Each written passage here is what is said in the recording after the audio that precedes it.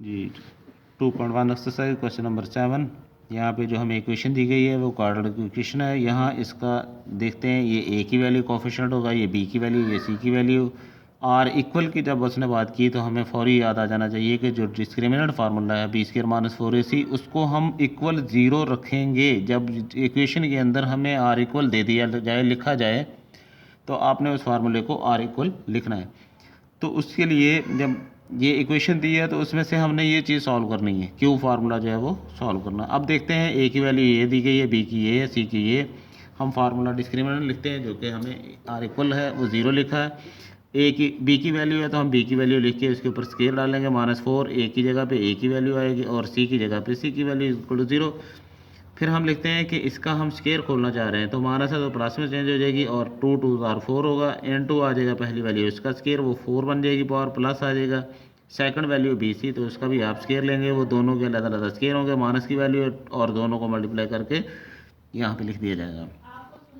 यहाँ पे जब हम लिखते हैं तो 2 फार्मूले वाला है, ए की वैल्यू इंटू बी की वैल्यू, ये आपस में मल्टीप्लाई होते हैं, लिख दिया -4। और इसके बाद हम पहली वैल्यू पकड़ते हैं, इन दोनों वैल्यू के साथ इनको मल्टीप्लाई कर देते हैं। फिर दूसरी वैल्यू पकड़ते हैं, इन दोनों के साथ मल्टीप्लाई कर देते हैं।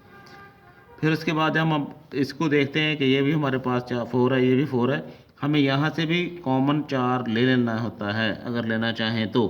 दोनों में से ये एक हिस्सा है, ये भी एक हिस्सा है, दोनों में से 4 कॉमन लेके उधर ले जाके 0 करके और ये इन ब्रैकेटों को खोल दें, जो करते हैं काट दें, बाकी को इकट्ठे कर लें, आपके पास आंसर आता है। तो यहाँ पर जो हमने किया वो इनको मल्टीप्लाई कर बैठे हैं। यहाँ पे 4a की पावर 4 से भी ये मल्टीप्लाई किया, ये -4।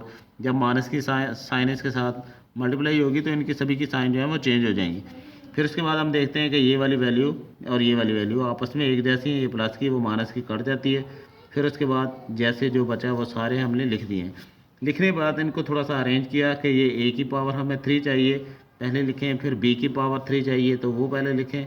फिर उसके बाद सी की वैल्यू यानी सी की पावर 3 है तो वो लिखें।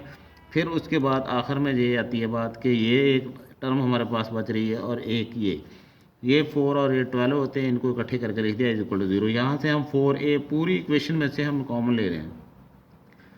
जैसे ही हम 4a कॉमन लेते हैं तो a की पावर 3 बचेगा, प्लस b की पावर भी यहाँ पे 3 होगा और c की पावर 3 माइनस ये 3 4 12 होगा। a आप बाहर निकाल चुके हैं स्केयर, तो a बाहर निकाल चुके हैं, तो ये a स्केयर है, तो यहाँ पे एक a बचेगा और a b c आएगा। और ये 4a इधर लाकर इसे डिवाइड करेंगे तो 0 बन जाएगा। उसके बाद हम देखते हैं कि ये माइनस की है, इसे उठा के दूसरी जानब ले जाते हैं, प्लस की है। यही चीज़ हमने फाइंड करनी है, हैंस प्रूव्ड है, हैंस प्रूव्ड। लास्ट में आपसे रिक्वेस्ट है कि चैनल को सब्सक्राइब कीजिएगा, वॉच कीजिएगा एंड लाइक कीजिएगा, ताकि हमारी हौसला अफजाई होती है कि हमारे स्टूडेंट जो हैं वो हमें देख रहे हैं, समझ रहे हैं, उनको समझ आ रही है। तो फिर आपसे एक दफ़ा रिक्वेस्ट है लास्ट में, चैनल को सब्सक्राइब कीजिएगा। Thank you.